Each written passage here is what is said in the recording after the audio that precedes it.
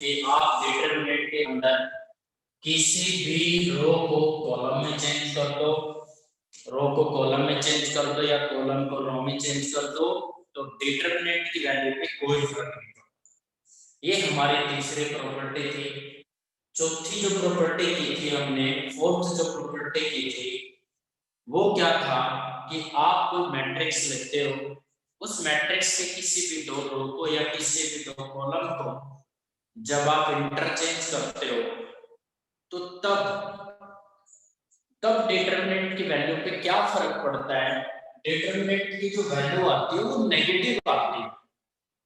ए आपने एक मैट्रिक्स लिया, बी मैट्रिक्स कौन सा बनाया, मैट्रिक्स ए के किसी भी दो रो को या कॉलम को इंटरचेंज करके बी मैट्रिक्स आ गया, तो बी मैट्रिक्स का जो डिटरमिनेंट बनेगा वो ए मैट्रिक्स के डिटरमिनेंट का नेगेटिव आएगा। ये थी हमारी प्रॉपर्टी नंबर 4। और प्रॉपर्टी नंबर 5 जो हमने की थी, आप किसी भी मैट्रिक्स के किसी भी दो रो को या किसी भी दो कॉलम को वहां पर अगर आइडेंटिकल हो, मैट्रिक्स में कोई भी दो रो या कोई भी दो कॉलम आइडेंटिकल हो, आइडेंटिकल मींस दोनों रो के या कॉलम के कोरस्पोंडिंग एलिमेंट इक्वल हो, तो तब क्या होता है स्टूडेंट, उस मैट्रिक्स का जो डिटरमिनेंट होता है वो हमेशा क्या होता है, जीरो, ऑलवेज जीरो। ये 5 प्रॉपर्टी हम कर चुके थे स्टूडेंट। उसके बाद बात करते हैं हम प्रॉपर्टी नंबर 6 की। तो टॉपिक चला हमारा property of determinant.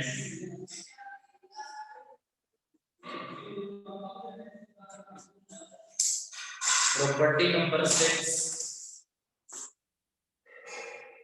let A is a square matrix of order 10 and let the matrix be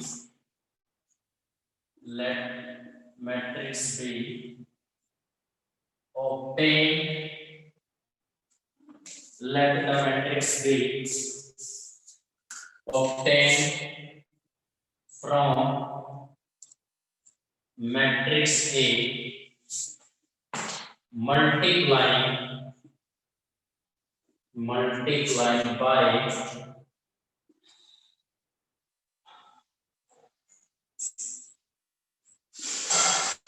each element of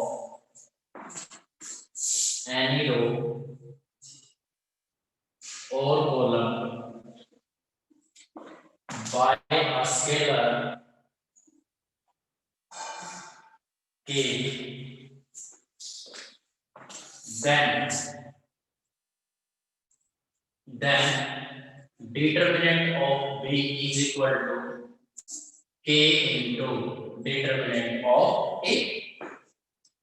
यानी स्टूडेंट प्रॉपर्टी हमारा 6 है जो, उसमें क्या है कि मान लीजिए आपने एक मैट्रिक्स लिया ए, इस मैट्रिक्स ए के किसी भी रो के या किसी भी कॉलम के हर एक एलिमेंट को आप जब स्केलर से मल्टीप्लाई करते हो तो डिटरमिनेंट पे क्या फर्क पड़ता है, बी का जो डिटरमिनेंट आएगा ए के डिटरमिनेंट का ए टाइम आएगा, बी का जो डिटरमिनेंट आएगा ए के डिटरमिनेंट का ए टाइम आएगा। ये है हमारी प्रॉपर्टी नंबर 6, दैट इज। अब यहां पर एक ऑपरेशन बन जाता है, यहां पर कैसा, आर आई, मतलब किसी भी रो को या किसी भी कॉलम को आप नॉन जीरो नंबर से मल्टीप्लाई कर सकते हैं। फॉर एग्जांपल, एक एग्जांपल से समझने की कोशिश करते हैं। Suppose matrix A is first row 1 2 and second row 3 4. This is implies determinant of A is 4 minus 6, that is minus 2. And matrix B is equal to, matrix भी कैसे आएगा, आपको किसी भी रो को या किसी भी कॉलम को किसी स्केलर से क्या करना पड़ेगा, मल्टीप्लाई करना। मान लीजिए आपने फर्स्ट रो लिया और फर्स्ट रो को 2 से मल्टीप्लाई किया, 2 1 जा 2, 2 2 जा 4, इधर क्या है 3 4। डिफरेंट is 4 2 जा 8 और 4 3 जा 12 is equal to -4. This implies determinant of b is equal to 2 into -2. This is implies determinant of b is equal to 2 into जो -2 है वो क्या है a का determinant है, यानी आप -2 की जगह क्या लिख सकते हो determinant of a। अब यहाँ से क्या होता है, यहाँ से प्रॉपर्टी प्रूव होती है। तो प्रॉपर्टी क्या कहती है आपकी, प्रॉपर्टी नंबर 6, अगर आप किसी मैट्रिक्स के अंदर उस मैट्रिक्स के किसी भी रो के हर एक एलिमेंट को किसी स्केलर से मल्टीप्लाई करते हो तो उस मैट्रिक्स का डिटरमिनेंट पहले वाले मैट्रिक्स के डिटरमिनेंट का k टाइम होगा। इस प्रकार हमने इसको एग्जांपल की हेल्प से समझा। उसके बाद इसके रिमार्क हैं, इसी प्रॉपर्टी पर बेस्ड रिमार्क नंबर 1। अब रिमार्क नंबर 1 क्या है, मान लीजिए आपके पास मैट्रिक्स है, square matrix of order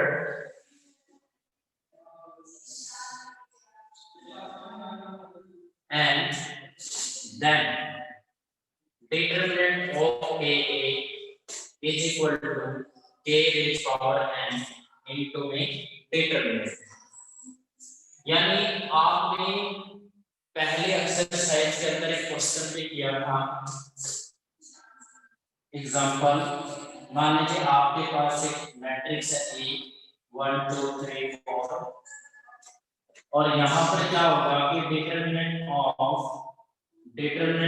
2a is equal to क्या होगा 2 रेज पावर, यानी यहाँ पर k e है तो k मैंने क्या ले लिया यहाँ पर स्केलर 2 क्वेश्चन के अंदर, दैट इज एग्जांपल के अंदर k की वैल्यू 2 ले लो तो 2 रेज पावर। देखो k तो क्या चल रहा है स्केलर और ये जो n है ये कौन है मैट्रिक्स का ऑर्डर। हमारे एग्जांपल में मैट्रिक्स का ऑर्डर क्या चला हुआ है 2, तो 2 रेज पावर क्या हो जाएगा 2 into में determinant. This is implies determinant of 2a is equal to 4 into determinant। इस तरह से अगर आपका a कोई मैट्रिक्स है आप उसको किसी स्केलर से मल्टीप्लाई कराते हो तो उसका डिटरमिनेंट बाय प्रॉपर्टी ये आता है। सोल्व करके जब आप देखोगे तो लेफ्ट हैंड साइड और राइट हैंड साइड दोनों इक्वल आएंगे और ऐसा हमने 4.1 एक्सरसाइज में किया भी था। दूसरा remark, we can take common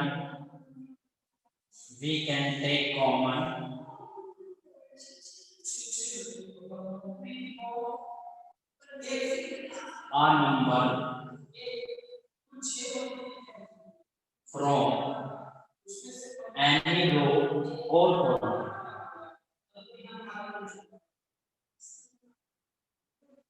of the matrix। यहाँ से बात और पता चलती है इस प्रॉपर्टी से आप यहाँ डिटरमिनेंट भी लिख सकते हो मैट्रिक्स भी लिख सकते हो, दोनों चीजें लिख सकते हो। किसी भी डिटरमिनेंट के लिए आप किसी भी रो से कोई भी नंबर कॉमन ले सकते हो। आप अगर ध्यान से देख रहे हो जब a की a से मल्टीप्लाई की जा रही है तो यहाँ पर या फिर किसी भी रो को स्केलर से मल्टीप्लाई किया जा रहा है, किसी भी कॉलम को स्केलर से मल्टीप्लाई किया जा रहा है तो यहाँ पर देखो हमने फर्स्ट रो को 2 से मल्टीप्लाई किया था तो फर्स्ट रो में से जो कॉमन भी तो दिया जा सकता है। तो यहाँ पर आप एक चीज ध्यान रखेंगे कि इस प्रॉपर्टी से क्या होता है जब आपके सामने कोई डिटरमिनेंट होता है ना उसके किसी भी रो में से या किसी भी कॉलम में से कुछ भी कॉमन ले सकते हैं जो भी आता हो। Property number 7,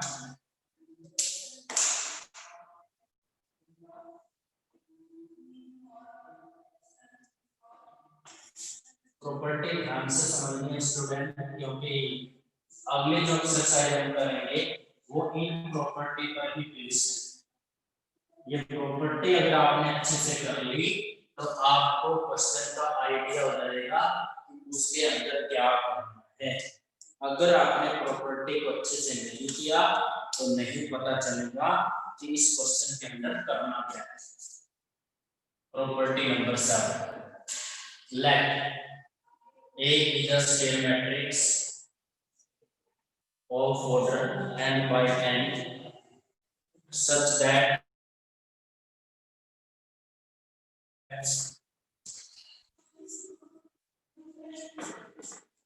each element of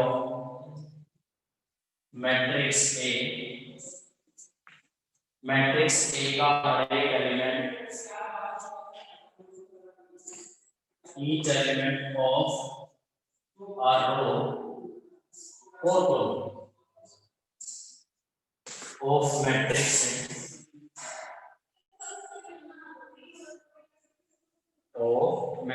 A is expressed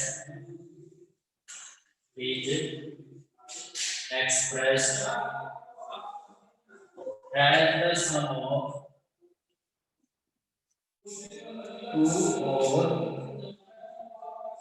two or more terms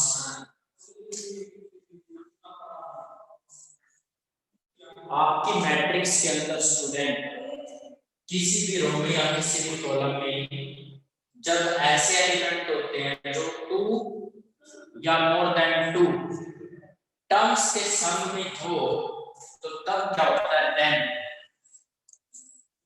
determinant of A can expressed as the sum of 2 or more determinant.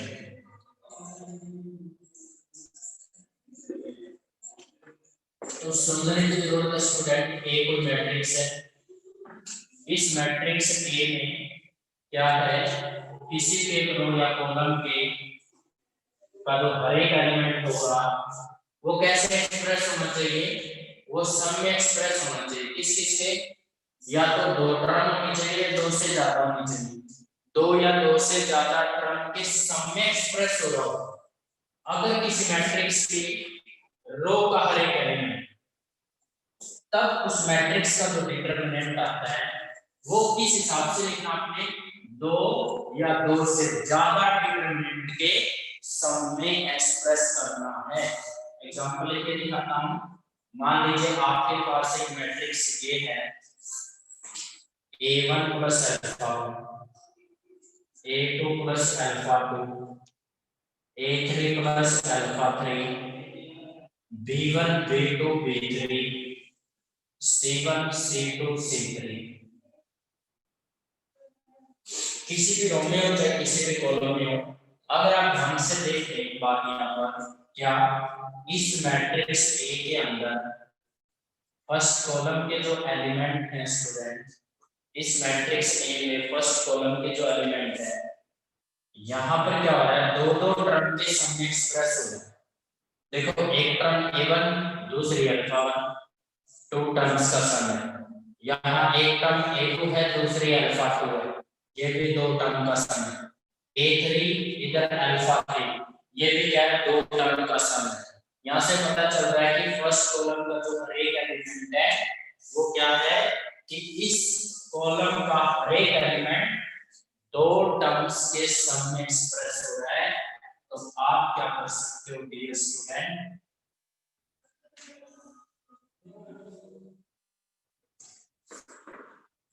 पहले तो आप इसको डिटरमिनेंट में राइट कीजिए, A1 plus alpha 1, A2 plus alpha 2, A3 plus alpha 3, B1 B2 B3 और C1 C2 C3 is equal to, आप इसको जो इसका फर्स्ट कॉलम है डिटरमिनेंट का, वो 2 टर्म्स के सम में एक्सप्रेस हो रहा है। तो आप क्या करोगे, इस डिटरमिनेंट को टू डिटरमिनेंट का सम राइट कर सकते हो। आई रिपीट अगेन, अगर किसी मैट्रिक्स के अंदर किसी भी रो के या किसी भी कॉलम के जो एलिमेंट है दो या दो से ज्यादा टर्म्स के सम में एक्सप्रेस हो रहा हो तो डिटरमिनेंट भी आपने उतने ही सम में है। जैसे कि इसके अंदर दो दो टर्म्स का सम है फर्स्ट कॉलम में, तो दो डिटरमिनेंट का सम लिखना आपने। अगर कल किसी भी कॉलम के अंदर या फर्स्ट कॉलम में तीन तीन टर्म्स के सम एक्सप्रेस हो तो इसका एलिमेंट, तो फिर तीन डिटरमिनेंट का सम लिखा जाएगा। जब आप इसको दो टर्म्स का सम लिखोगे ना, तब जो इसका सेकंड कॉलम होगा दोनों डिटरमिनेंट का और थर्ड कॉलम होगा, उन दोनों पे कोई फर्क नहीं पड़ेगा। आपने उनको एज इट इज राइट करना, सेकंड कॉलम को और थर्ड कॉलम को। दोनों डिटरमिनेंट के जो फर्स्ट कॉलम होंगे ना वो चेंज होंगे। फर्स्ट डिटरमिनेंट में तो आपने लिख देना a1 b2 a3 और सेकंड में लिख देना अल्फा 1 अल्फा 2 और alpha. Dear student, this implies determinant of equal to determinant of b plus में determinant of c। इसको हमने मैट्रिक्स b बोल दिया, where matrix b is equal to a1 a2 a3 b1 b2 b3 और c1 c2 c and c is equal to alpha 1 alpha 2 alpha 3 b1 b2 b3 c1 c2 c। तो इस तरह से student property number 7 हमारी कि इसके अंदर जब किसी मैट्रिक्स ए में किसी भी रो या किसी भी कॉलम के एलिमेंट दो या दो से ज्यादा टर्म्स के सम में एक्सप्रेस हो रहा हो, उस मैट्रिक्स का जो सम होगा टू और मोर डिटरमिनेंट के सम में एक्सप्रेस होगा। तो इस तरह से स्टूडेंट ये प्रॉपर्टी काम आ सकती है कहीं पर भी। Next property,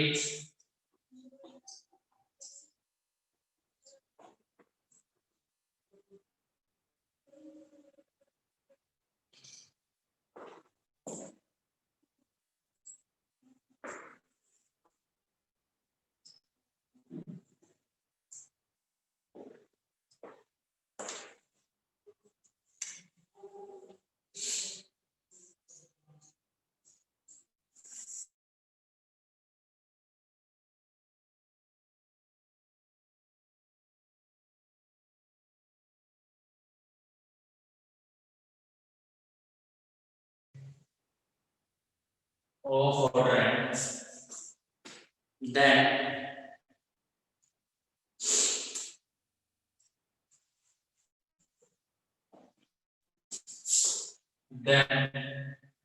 B is a matrix. B is a matrix obtained from matrix A. Obtained from matrix A by adding a row or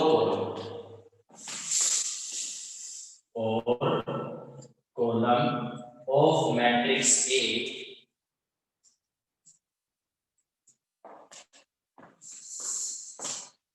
a scalar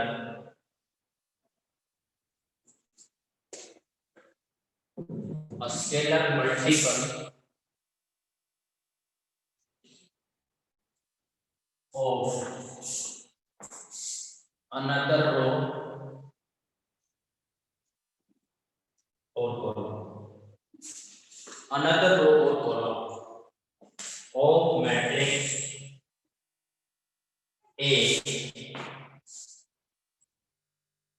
then determinant of B is equal to determinant of A। That is, student देखिए, ए कोई matrix है, B आपका कोई दूसरा matrix है जो कैसे मिलेगा आपको कि आप मैट्रिक्स ए के किसी भी रो को या किसी भी कॉलम को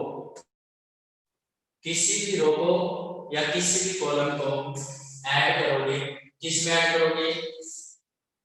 ऐड करोगे scalar multiply of another row, उसी मैट्रिक्स से किसी दूसरे रो को किसी स्केलर से मल्टीप्लाई करना, तब जो मैट्रिक्स B का डिटरमिनेंट आएगा वो A के डिटरमिनेंट के इक्वल ही रहेगा, यानी दोनों का डिटरमिनेंट सेम रहेगा, डिटरमिनेंट से कोई फर्क नहीं पड़ेगा। दैट इज आप इस ऑपरेशन ये भी कह सकते हो कि आपने कोई रो ब्रेक किया, मान लीजिए कोई ये फर्स्ट रो है तो आप किसी भी दूसरे रो को स्केलर से मल्टीप्लाई करा रहे हो, A से करा रहे हो, तो आप ऐसा ऑपरेशन लगा सकते हो। कोई भी कॉलम आपने ऑपरेट किया, इस कॉलम के अंदर किसी दूसरे कॉलम को के नॉन जीरो नंबर से मल्टीप्लाई करके आप इसमें ऐड कर सकते हो। प्रॉपर्टी नंबर 8 हमारी ये थी। उसके बाद इसका एक एग्जांपल कर लेते हैं। मान लीजिए आपके पास एक मैट्रिक्स A है 1 2 3 4, this is implies determinant of A 4 minus 6 is equal to -2। आपने ऑपरेशन अप्लाई किया, ऑपरेशन क्या अप्लाई किया कि फर्स्ट रो ब्रेक किया, फर्स्ट रो में सेकंड रो को 2 से मल्टीप्लाई करके ऐड कर दें, तो वो आपका क्या बन जाएगा, मैट्रिक्स P बन जाएगा स्पोर्ट, यानी फर्स्ट रो में सेकंड रो के हर एक एलिमेंट को 2 से मल्टीप्लाई करके ऐड करना है, तो 1 + 3 * 2 2 + 4 * 2 and second row right as it is. क्योंकि आपने जो ऑपरेशन लगाया है वो फर्स्ट रो पे लगाया है, तो सेकंड रो में आपने कुछ नहीं करना है, आपने सेकंड रो को एज इट इज राइट कर देना है। तो सबसे पहले देख लीजिएगा कि मैट्रिक्स B क्या है। 3 * 2 = 6 + 1 7, 4 * 2 = 8 + 2 10, इधर 3 और इधर 4। This is implied determinant of A is 7 * 4 = 28 minus 30 is equal to -2. This is implied determinant of B is equal to -2। Student आप बड़े अच्छे से देख सकते हो, यहाँ पर A का जो डिटरमिनेंट है वो -2 है और B का डिटरमिनेंट भी कितना है, -2। तो therefore determinant of A is equal to determinant of B। तो यहाँ से पता चलता है स्टूडेंट, आप किसी मैट्रिक्स के अंदर यदि कोई ऑपरेशन अप्लाई करते हो, आप किसी भी रो के या किसी भी कॉलम के एलिमेंट में किसी दूसरे रो को नॉन जीरो नंबर से मल्टीप्लाई करके उसको ऐड करते हो, तो नया मैट्रिक्स जो बनेगा दोनों के डिटरमिनेंट पे कोई फर्क नहीं पड़ता। मतलब आप डिटरमिनेंट में इनमें से कोई से दो ऑपरेशन अप्लाई कर सकते हो, नो डाउट। नेक्स्ट प्रॉपर्टी आती है स्टूडेंट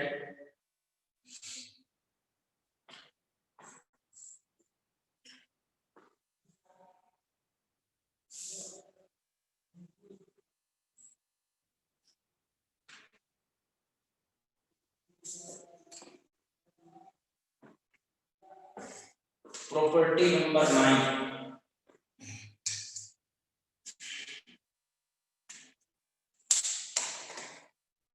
प्रॉपर्टी नंबर 9 क्या है, let A is a square matrix of order n, then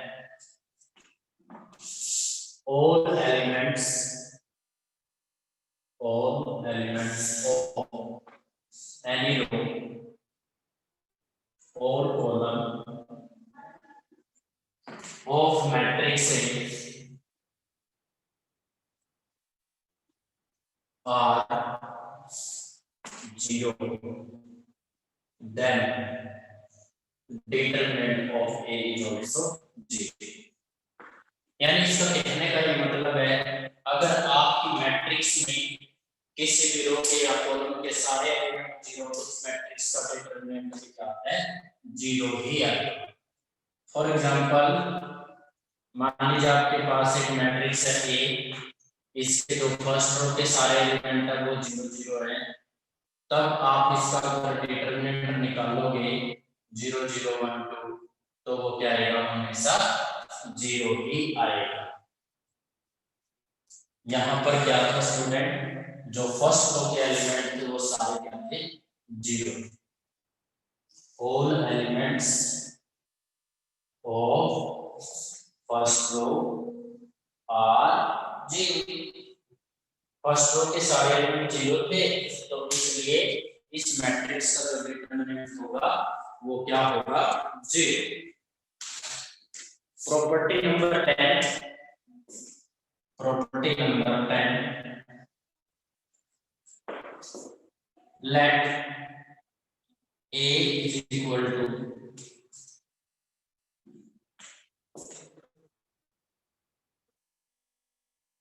is a diagonal matrix. A is a diagonal matrix.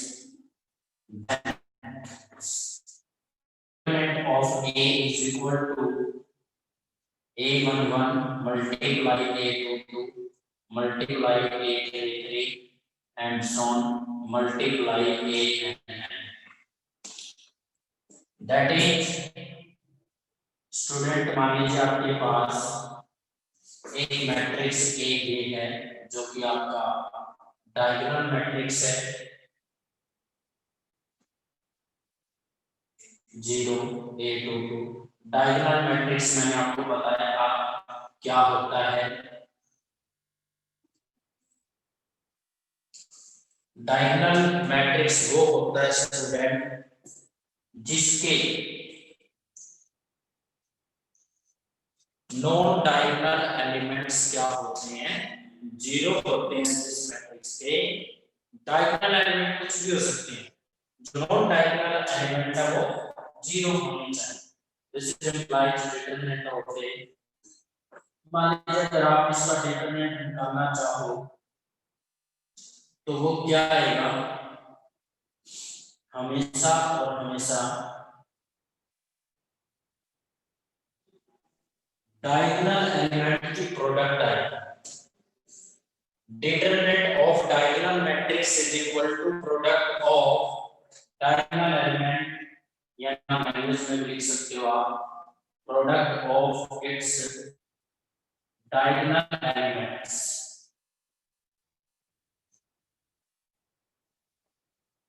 जब भी आपको डायगोनल मैट्रिक्स का डिटरमिनेंट निकालना हो तो उस मैट्रिक्स के जो डायगोनल एलिमेंट होंगे उनकी क्या कर दोगे आप, प्रोडक्ट कर दोगे। That is A11 into A12, sorry A22 and so on AN। For example,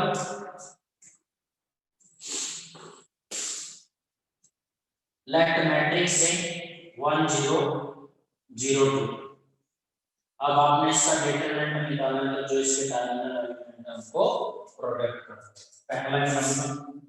दूसरा, मान लीजिए आपके पास मैट्रिक्स 3/3 ऑर्डर का है, तो फिर आप क्या करोगे, फिर वही करना है, डायगोनल एलिमेंट्स की प्रोडक्ट करनी है और डायगोनल एलिमेंट्स को प्रोसेस से 1 2 और 3। इस तरह से प्रॉपर्टी नंबर 10 ये है स्टूडेंट। अब करते हैं इसका दिमाग। आप सभी को पता है क्या चीज, कि जो आइडेंटिटी मैट्रिक्स होती है वो भी तो एक डायगोनल मैट्रिक्स होता है। The determinant of the identity matrix, the determinant of identity matrix is always 1। जो डायगोनल आइडेंटिटी मैट्रिक्स होती है स्टूडेंट, उसका हमेशा जो डिटरमिनेंट होगा वो क्या होगा, 1 ही होगा। जैसे आप 2 बाय 2 ऑर्डर कर रहे हो आइडेंटिटी मैट्रिक्स, तो इसका जो ऑर्डर होगा वो क्या होगा, 1 into 1 equal to 1, that is determinant number 1। Number 2, the determinant of the zero square matrix is always 0। जो हमारा जीरो मैट्रिक्स होता है वो भी डायगोनल मैट्रिक्स ही होता है। तो स्टूडेंट अच्छे से याद रखिए, मैंने आपको बताया आइडेंटिटी मैट्रिक्स का जो डिटरमिनेंट होता है हमेशा 1 होता है, और जो जीरो स्क्वायर मैट्रिक्स होता है उसका डिटरमिनेंट हमेशा 0 होता है। तो आई थिंक आपको समझ आ गई ये प्रॉपर्टी। नेक्स्ट प्रॉपर्टी पे चलते हैं।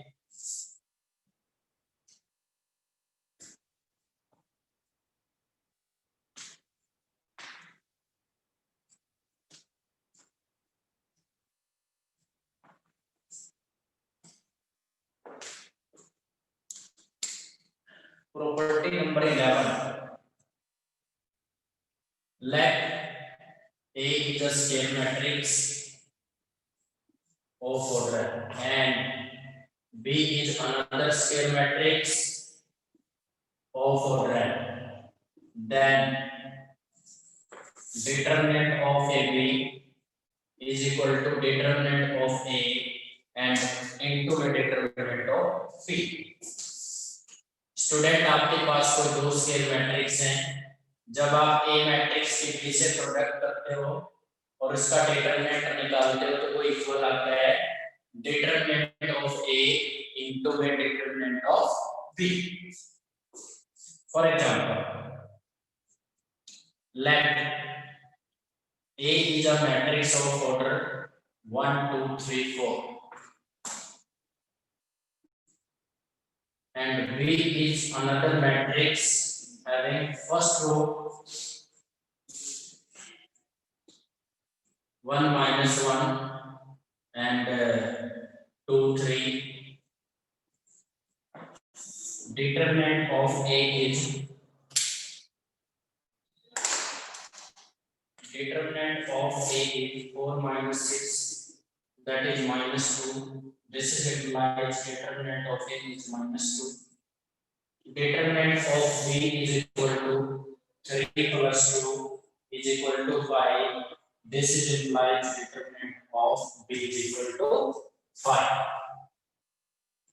Now taking right hand side, determinant of A into determinant of B is equal to minus 2 into 5 which is equal to minus 10.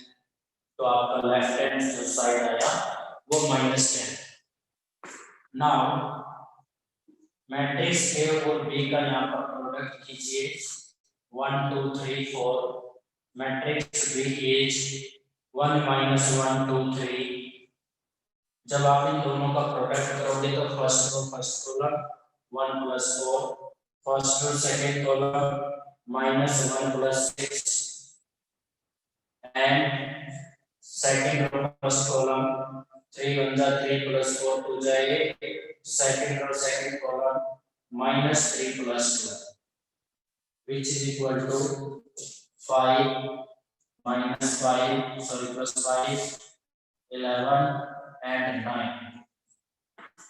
This implies determinant of AB is equal to 5 5 11 9 is equal to 45 minus 55 which is equal to minus 10.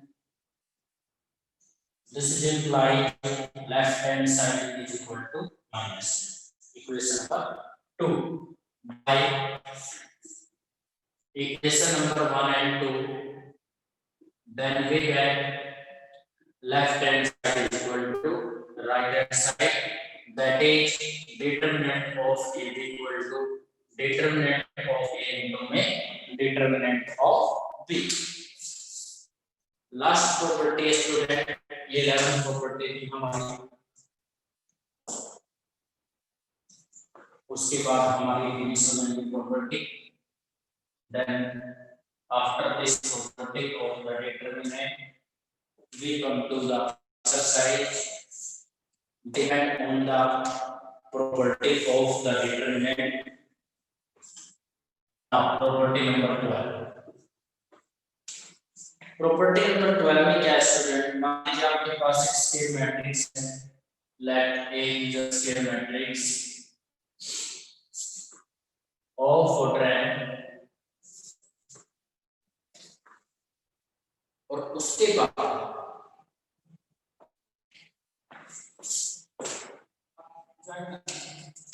Cij